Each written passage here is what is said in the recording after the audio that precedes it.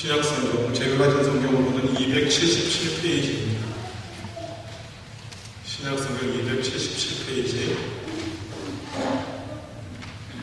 고린도전서 11장 23절부터 26절 말씀 제가 봉독합니다. 내가 너희에게 전한 것은 주께 받은 것이니 곧 주 예수께서 잡히시던 밤에 떡을 가지사 축사하시고 떼어 가라사대 이것은 너희를 위하는 내 몸이니 이것을 행하여 나를 기념하라 하시고 식후에 또한 이와 같이 잔을 가지시고 가라사대 이 잔은 내 피로 세운 새 언약이니 이것을 행하여 마실 때마다 나를 기념하라 하셨으니 아멘. 26절 한 절 더 읽습니다.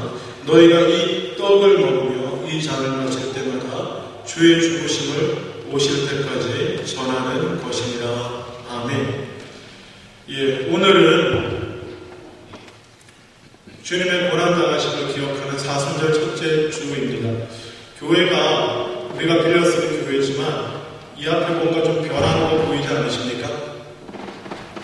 뭐 달라진 거 있습니다. 지난주하고 달라진 거. 저보지 마시고요. 여기 달라진 거 있는데 혹시 보이시는지? 예, 지난주까지 여기 헌금상에 이 색깔이 뭐였습니까?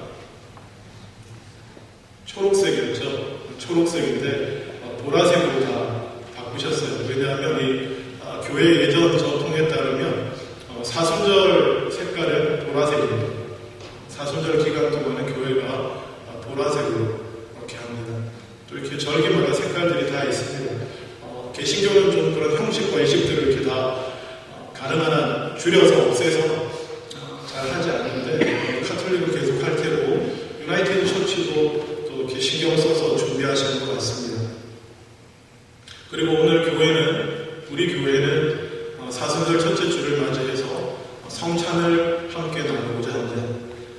성찬식은 우리 주님께서 제정하여 주신 것입니다. 다른 어떤 교회 전통이나 어디 사는 거에서 나오는 것이 아니라 우리 주님 예수 그리스도께서 직접 정해 주신 것입니다. 오늘 읽은 말씀 보십시오. 고린도전서 11장 23절에 보면 바울이 분명히 이렇게 말하고 있습니다. 내가 너희에게 전한 것은 주께 받은 것이다. 이렇게 말하고 있습니다. 성찬을 해야 되는 것에 대해서 교회에 가르쳤는데 그 가르친 것은 주님께로부터 받은 것이라는 것입니다. 그냥 된 것이 아니고 복음서의 증거들을 통해서도 우리는 알 수 있습니다. 주님 십자가에 달리시기 전에 잔을 나누시고 떡을 떼어 나누시면서 제자들에게 계속 이것을 기념할 것에 대해서 말씀하셨습니다. 그렇다면 주님께서 마지막 밤에 제자들과 함께 사실은 그 식사를 나누는 자리거든요. 마지막으로 만찬을 나누는 자리에서 그곳에서 떡을 쪼개어 주시면서 너희를 위한 내 몸이니 기억하라고 말씀하시고 잔을 또 포도주를 나눠주면서 내 피다라고 말씀하시면서 계속해서 이 일을 행할 것을 명하신 이유는 무엇이겠습니까? 첫 번째는 오늘 읽은 대로 또 바울이 전하고 기억하신 대로 기억하고 말해주는 대로 25절 이하에 있는 이것을 행하여 마실 때마다 나를 기념하라는 뜻입니다. 예수 그리스도를 계속 기념할 것. 예수 그리스도의 무엇을 기념하는 것입니까? 떡을 떼고 잔을 나눌 때 오늘 우리도 함께 떡을 나누고 잔을 나누겠지만 떡이란 빵을 나누고 잔을 나누는데 무엇을 기념하는 것입니까? 기념한다고 하는 것은 마음속 깊이 생각하는 것이고 기억을 되살리며 기억해내면서 동시에 깊이 생각하는 것이고 그것이 기념입니다. 우리는 성찬식을 행할 때에 예수 그리스도를 생각해야 됩니다. 다른 어떤 것도 아니고 예수 그리스도의 무엇입니까? 2000년 전에 이 땅에 오셔서 우리에게 말씀하시고 가르치신 여러 가지 것들도 있지만 그런 것들을 특별히 그런 것을 또 기억해야겠지만 성찬을 제정하신 이유는 그것보다 더 크게 우리를 위해 우리 몸을 버리신 주님을 기억해야 합니다. 떡을 뗄 때 우리를 위해 제물로서 그 육신을 내어주시면서 살을 찢기신 주님을 기억해야 합니다. 원래 성찬식 할 때 전통적으로 보통은 그냥 이만한 떡 조각을 이렇게 쪼갭니다. 이렇게 쪼개고 그 자리에서 뜯어서 나눕니다. 원래 유대적 중동의 빵이라고 하는 게 그냥 납작한 거거든요. 납작한 거. 인도 난 같은 건데. 쪼개고 뜯어서 하나를 나눕니다. 물론 오늘날 우리는 권사님들이 수고하셔서 미리 이렇게 다 나눠서 오지만 원래는 그것을 쪼갠다라는 거예요. 주님께서 우리를 위해 그 살과 피가 찢기셨다라고 하는 의미가 그곳에 있음을 기억하셔야 됩니다. 그 주님을 기억하는 것입니다. 십자가에 달려서 살이 찢기신 주님. 그러면 자는 무엇입니까? 우리를 위해 피 흘리신 주님을 기억해야 됩니다. 그 포도주의 붉은 색깔이 상징하는 예수 그리스도의 피, 우리를 위해 흘리신 그 피를 우리는 기억해야 될 줄로 믿습니다. 그래서 그러한 은혜를 깊이 생각하는 것이 성찬식입니다.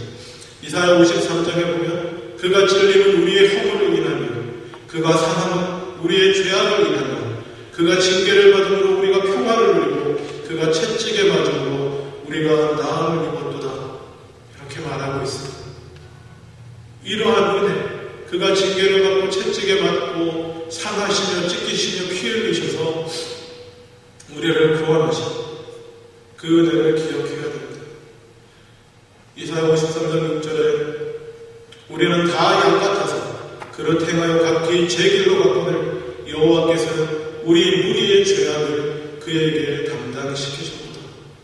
분명히 벌써 예수님 오시기도 전에 예언의 말씀으로 선포하고 있는 거죠.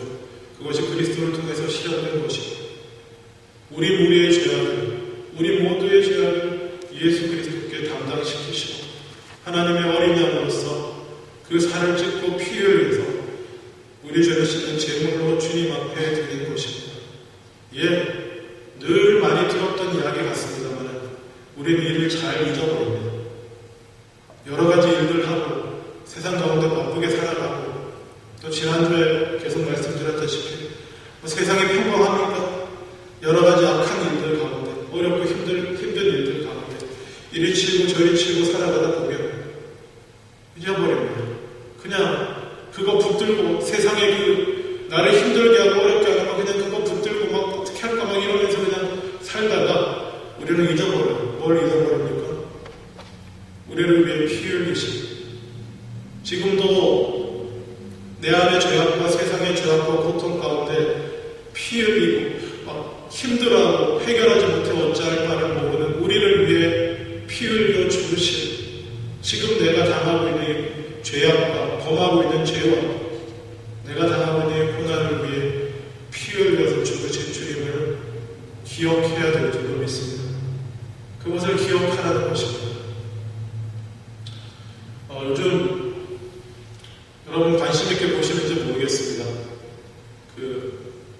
IS가요, 이슬람 무장단체가 거의 국가를 이루다시피 하면서 계속 처참한 소식들을 전하고 있습니다. 가장 최근에 보셨는지 모르겠습니다. 21명의 콥틱 교인이라고 여러분 아마 언젠가 제가 말씀드린 적이 있는데 21명의 콥틱 교인이 IS에 의해서 참수된 것으로 전해지고 있습니다. 거의 그랬다고 거의 그렇게 되었다고 확인되고 있는 것 같습니다. 그래서 여러분 그냥 덤덤하게 들으시면 한번 생각해 보세요. 한 사람이 아무 이유 없이 누군가 앞에 무릎을 꿇고 앉혀가지고 뒤에서 칼을 들고 목을 잘라 죽입니다. 한 명도 아니고 21명. 무엇이 정의인지 이유가 다른 이유는 없어요. 콥틱 크리스찬은 아주 오래된 그리스도인들입니다. 이집트에서 콥틱이라는 말이 오래된 구어 이집트어로 이집트라는 뜻이에요. 콥틱 교회. 이집트에 교회가 생겼습니다. 콥틱 교회 사람들은 에티오피아하고 이집트 쪽에 콥틱 교회가 남아 있습니다. 에티오피아 사람들은 옛날에 솔로몬 시대에 찾아왔던 그 시바의 왕, 이디오피아의 왕 시바를 자기들의 믿음의 근원으로 말하지만 거기까지는 아닌 것 같고, 적어도 이렇게 우리가 사도행전에 보면 빌립이 에티오피아 내시를 만나고 복음을 전하는 장면이 있습니다. 적어도 아마 그 지점부터라고 여겨지는데, 어쨌거나 이집트를 중심으로 해서 에티오피아까지 남아있는 아주 오래된 교회고요. 자기들만의 독특한 전통들을 가지고 있습니다. 그리고 원래 이집트는, 여러분, 지금 이집트는 어떤 국가라고 여러분 말씀하고 있습니까? 이집트는 이슬람 국가라고 생각하시지만 사실 이집트는 원래 그리스도 국가, 기독교 국가입니다. 콥틱 교회가 복음이 들어가고, 그래서 이집트에는 원래 기독교가 먼저 들어갔어요. 이슬람은 AD 620년 이후에나 생긴 것입니다.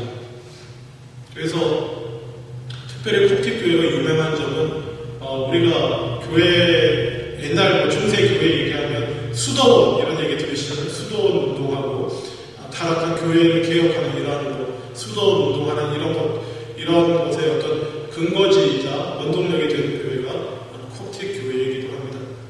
이 사람들은 이슬람화 된 이후에도 신앙을 버리지 않냐고 그 이슬람 아래에서 끝까지 믿음을 지킵니다. 이분들은 태어나면 자기가 그리스도인이라는 표시로 팔에다가 십자가 머리를 문신을 새겨버립니다. 평생 하나님의 백성으로 그렇게 아무 힘도 없는 것 같아 보이십니다. 제가 살펴본 바로는 이집트에만 한 300만 명 정도의 콥틱 크리스찬이 있습니다. 그 이슬람권 국가에. 그리고 원래 있던 것이기 때문에 이슬람도 이집트 안에서는 그들이 전도만 하지 않는다면, 기독교를 전하지만 않는다면 그냥 신앙생활 하도록 이렇게 인정해주고 있습니다. 자기가 믿고 자기 자녀들 믿고 그냥 그렇게 해서 남아있는 사람들인데, 이 사람들이 IS의 타겟이 되어서 그렇게 순교를 하고 말았습니다. 여러분, 주님께서는 우리의 죄악을 위해서, 이 세상의 악과 어두움을 제거하기 위해서 대신 지시고 용서의 길을 여시고, 하나님과 우리 사이의 용서와 화해의 길을 여시고, 사람과 사람과 죄인과 죄인들 간의 용서와 화해의 길을 여셨는데, 여전히 세상에는 어두움과 악이 횡행하고 있습니다. 좀 멀리 간 것 같지만 멀리 갈 필요도 없습니다. 우리 안을 한번 살펴보십시오. 내 안을 한번 살펴보십시오. 예수 그리스도께서 우리의 죄를 위해서 그 살을 찢기시고 피를 흘리셨는데, 여전히 내 안에 내 속의 죄를 인한 투쟁들이 있습니다. 여전히 우리 안에 서로 간에 남아있는 죄와 악들과 부족함들로 인해서 서로 주고받으며 찌르며 힘들고 어렵게 하는 그런 악들이 있습니다. 성찬을 맞이하면서 우리가 이 부분에 대해서 한 번 더 생각해 볼 수 있기를 원합니다. 다른 것이 아닌 주님의 예수 그리스도의 피 흘리심, 우리를 위해서 피 흘리시고 몸을 지키신 주님을 다시 한번 적어도 기억하면서, 내가 다시는 그러한 죄와 악 가운데 들어가지 않겠노라 다짐하면서 이 예식에 참여하기를 원하며, 더하여서 이 세상의 아픔들을 바라보면 세계 곳곳에 있는, 사실 우리가 지금 붙들고 있는 악의 문제, 악은 다 똑같은 악입니다만, 그런 것들에 비하면 이 세계 곳곳에 얼마나 더 큰 악들과 고난과 고통들이 있는지 모릅니다. 그리스도의 십자가를 기억하며 그 사랑과 용서와 화해의 주님의 그 복음을 기억하며 우리가 위하여 기도하며 이 성찬 맞이할 수 있기를 원합니다. 성찬은 주님을 기념하기 위해서 합니다. 두 번째로 성찬식은 우리의 사명을 다짐하는 데 목표가 있는 것입니다. 우리의 사명. 오늘 읽은 26절에 보십시오. 성경 본문 26절을 보시면 이렇게 말하고 있습니다. 너희가 이 떡을 먹으며 이 잔을 마실 때마다 주의 죽으심을 오실 때까지 전하는 것이라 성경은 이렇게 기록하고 있습니다. 성찬은 또한 무엇이라는 것입니까? 우리가 성찬을 행할 때마다 우리를 위하여 죽으신 예수 그리스도를 전하는 것이다 라고 성경은 말하고 있습니다. 성찬은 이 얘기는 무슨 얘기인가? 성찬할 때마다 우리는 이 떡을 먹고 이 잔을 마시면서 과거의 주님을 기념하기만 하는 것이 아닙니다. 오늘날 우리의 현재의 사명을 생각해야 되는 것입니다. 여전히 악한 세상 가운데 여전히 주님을 알지 못하는 사람들과 그리스도의 용서에 아버지 하나님의 용서하시는 사랑을 모르고 주님께 돌아오지 않는 많은 세상 사람들 가운데 그리스도의 죽으심 그리고 우리를 위해 죽으신 주님 그 모든 우리의 인류의 죄를 위해 십자가에 달려 죽으신 주님을 전해야 하는 언제까지? 주님 오실 때까지 전해야 하는 그 사명을 확인하는 것이 바로 이 성찬의 의미인 줄로 믿습니다. 우리가 떡과 잔을 나누면서 주님을 기억하고 우리 자신이 이 세상에 있는 죄악을 기억하고 회개하고 나아가지만 더하여서 우리를 위해 피 흘리시고 살이 찢기시고 죽으신 주님을 내가 전하겠노라. 그 주님을 기억하며 전하겠노라. 다시 한번 다짐하는 귀한 시간이 될 수 있기를 원합니다. 더하여서 성찬을 행하면서 우리는 또 하나 기억해야 될 것이 있습니다. 그것은 뭐냐면 미래의 상황을 기억하는 것입니다. 주의 죽으심을 언제까지 전하라고요? 주님 오실 때까지. 성찬은 주님 오실 때까지 행해질 것입니다. 기한이 있습니다. 천국에 가서 성찬을 하지 않을 것입니다. 기억하고 기념할 거 아니잖아요. 천국에 가서는 우리 주님을 대면하여 볼 것이기 때문에 성찬은 그저 이곳에서 주님 오시는 날까지 할 것입니다. 그리고 참 감사하게도 우리 권사님과 안수 집사님 우리 중직 모임 하면서 올해는 성찬을 자주 합시다 목사님. 자주 했으면 좋겠습니다. 이렇게 귀하게 말씀해 주셨습니다. 예, 맞습니다. 성찬은 원래 자주 하는 것입니다. 근데 또 너무 잦아지면 그 성찬의 귀중함과 소중함이 가려지기 때문에 어떤 분은 매주 모일 때마다 해야 된다 이렇게 말씀하시는 분도 있지만 교회적으로는 조금 그래도 자주 하는데 이렇게 기한과 절기에 따라서 그렇게 성찬을 하기를 원합니다. 올해 주님을 기념하고 우리의 삶을 다짐하는 성찬 의식을 자주 할 것입니다. 가능한 한 절기마다 행하고 그때마다 주님을 기억하며 우리의 사명을 다시 한번 확인하는 시간을 갖기를 원합니다. 그리고 또 마지막으로 성찬은 어떤 의미를 갖습니까? 성찬식은 우리의 관계를 확인시켜주는 의식입니다.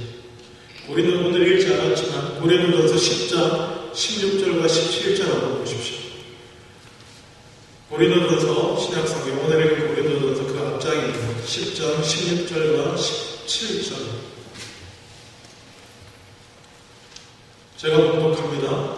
우리가 축복하는 바 축복의 잔은 그리스도의 피에 참여함이 아니며 우리가 떼는 떡은 그리스도의 몸에 참여함이 아니며 떡이 하나요 많은 우리가 한 몸이니 이는 우리가 다 한 떡에 참여함이라. 아멘. 성찬을 하면서 주의 몸을 함께 나누고 주의 피를 함께 나누어 마시면서 우리는 그리스도 안에 하나라는 사실을 확인하게 되는 줄로 믿습니다. 성찬의 떡을 떼고 성찬의 잔을 나눌 때 우리는 하나입니다. 우리는 다 같이 그리스도의 피에 참여한 자이고 그리스도의 몸에 참여한 자이라는 것을 우리는 성찬을 통해 확인하게 됩니다. 우리는 다 같이 예수 그리스도께서 그 살을 지키시고 피를 흘리심으로 구원받은 주 안에 한 형제 자매임을 우리는 성찬을 통해서 확인하게 되는 줄로 믿습니다. 우리가 찬송 중에도 한 피바다 한 몸이로 형제요 자매라는 찬송이 있습니다. 그것처럼 우리는 참으로 육신적인 혈연의 관계는 아니지만 믿음 안에서 피의 관계인 줄로 믿습니다. 믿음 안에서 그리스도의 보혈로 하나 된 관계인 것을 우리가 확인하는 예식입니다. 우리는 이 세상 살면서 여러 가지 많은 인간관계들을 맺고 살아갑니다. 그렇지 않습니까? 그 첫 번째 인간관계가 무엇입니까? 가족과의 관계입니다. 하나님이 정해주신 가족과의 관계. 또 무슨 관계가 있습니까? 사회적인 관계들이 있습니다.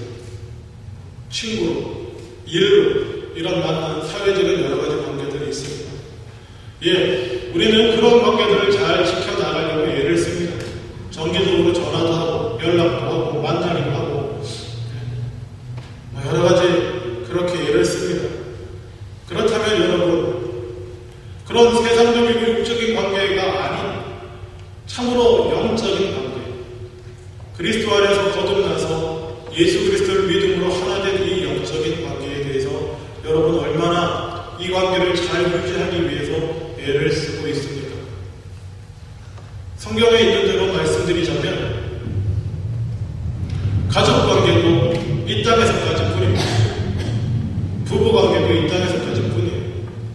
그리고 세상의 모든 관계들은 우리가 이 땅에 살아가는 동안까지 뿐입니다. 이상한 눈으로 바라보지 마십시오. 예수님 분명히 말씀하신 것입니다. 천국에는 뭐라고요? 시집가고 장가가는 것이 없다라고 말했습니다. 부활을 믿지 않는 사도계인들이 복음서에 보면 예수님을 걸고 넘어지기 위해서, 부활을 전하시는 예수님을 걸고 넘어지기 위해서 한 가지 예화를 말하지 않습니까? 그게 뭡니까? 유대인들은 형사수치제도라고 그래가지고 형이 자식 없이 죽으면 동생이 그 형과 결혼하게 되어 있습니다. 그래서 아들을 얻고 그 아들에게 형의 이름을 물려주게 이렇게 되어 있습니다. 예를 들자면 첫째가 형이 죽어서 첫째 동생이 되고 그 둘째 동생도 죽어서 셋째가 또 형수하고 결혼했고 또 그것도 죽어가지고 넷째가 그렇게 형수하고 결혼했다가 죽었는데 당신 말대로 만약에 부활한다고 한다면 이 여자는 그럼 나중에 누구 부인이 돼야 되냐? 이런 식으로 질문한 적이 있습니다. 성경에 보시면. 그때 예수님 말씀이 뭡니까? 너희가 성경도 모르고 하나님 말씀도 모르고 성경도 몰라서 오해했다. 하나님 나라에는 시집가고 장가가는 게 없다. 그 얘기는 뭐냐면 결혼 관계라고 하는 것이 없어진다는 것입니다. 의미가 없다는 것입니다. 천국에서는 죄송합니다. 어떤 분에게는 슬픈 소식일 수 있고 어떤 분에게는 기쁜 소식일 수 있겠지만 천국에 대해서는 더 이상 부부 관계가 없습니다.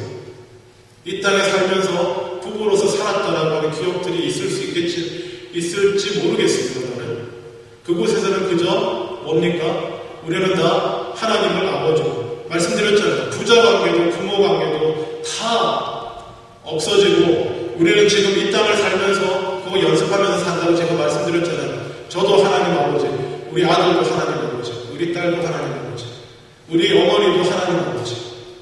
그런 관계가 천국에서 이루어지는 것입니다. 이 말씀을 길게 드리는 이유는 함께 성찬을 나누는 그리스도 안에서 예수 그리스도의 보혈의 피로 하나 된 우리들은 영원히 함께 갈 사이라는 것입니다. 천국에서도 함께 보게 될 사이인 줄로 믿습니다. 다른 관계들은 이 땅에서 다 끝납니다. 그렇지만 이 믿음의 관계들은 영원히 주 안에서 하나 되는 관계입니다. 우리가 이 관계를 귀하게 여기고 다른 관계들을 회복에 신경 쓰는 이상으로 이 관계에 신경을 쓰며 늘 회복하며 하나 되며 나아갈 수 있기를 원합니다. 예수님도 또 이렇게도 말씀하셨습니다. 우리가 알다시피 복음서에 보면 육체적 말씀을 전하시는 중에 육신의 가족들이 찾아왔습니다. 그래서 사람이 밖에 있던 사람들이 얘기하고 모친하고 형제들이 찾아왔습니다. 그럴 때 예수님이 뭐라고 말합니까? 누가 나의 모친과 형제를 자매들인가? 나의 모친과 나의 동생들을 보라. 누구든지 하늘에 계신 내 아버지 뜻대로 하는 자가 내 형제요 자매요 모친이라. 이 땅에 사시면서 벌써 그렇게 가르치셨어요. 믿음의 관계가 중요합니다. 근데 우리는 다른 유익한 관계들, 세상에 살면서 나한테 더 도움이 될 수 있는 관계들, 어떤 그런 것들을 더 쫓고 찾으면서 그러한 관계를 맺어나가기 위해 수고합니다. 어떻게든 나한테 도움이 될 만한 사람들, 나중에 내가 힘들고 어려울 때 나를 도와줄 수 있는 사람들, 적어도 내가 줬을 때 받을 수 있는 사람들, 이런 관계들 많이 만들어서 내가 세상을 살아갈 때 좀 더 편안히 살아가보려고 그렇게 했습니다. 그거 쓰는 거 이상으로 우리는 그저 믿음의 형제 자매들을 챙기고 그 관계들을 회복하기 위해서 애써야 될 줄로 믿습니다. 저 사람은 정말 같이 예수 믿는다는 것 외에는 나한테 아무런 이득과 덕이 될 것이 없다고 설명되고 계신다고 할지라도 주 안의 형제 자매에게 그리스도의 사랑으로 먼저 우선해서 섬겨야 될 줄로 믿습니다. 우리가 그러한 관계를 회복하기를 원합니다. 참 이런 관계들을 우리가 잘 소홀히 할 것을 우리 주님은 너무나 잘 아시기 때문에 마지막에 제자들도 불러놓아 앉혀놓고 떡과 잔을 나누게 하시면서 너희가 내 살과 피를 함께 나눈 한 형제 자매다는 것을 확인시키신 거 아닌가 그런 생각이 듭니다. 그리고 너희가 모일 때마다 마지막 날까지 이 떡과 잔을 나누라고 하신 이유도 그렇게 하나 되라고 주님께서 말씀하신 것인 줄로 믿습니다. 말씀을 맺기를 원합니다. 오늘 우리는 바로 성찬 예식을 행하게 될 것입니다.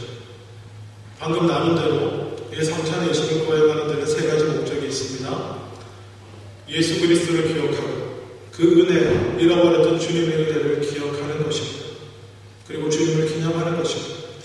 두 번째는 주님 오실 때까지 우리를 위해 살 지키시고 피 흘리신 주님을 전하는 그 사명을 다시 한번 확인하는 것입니다.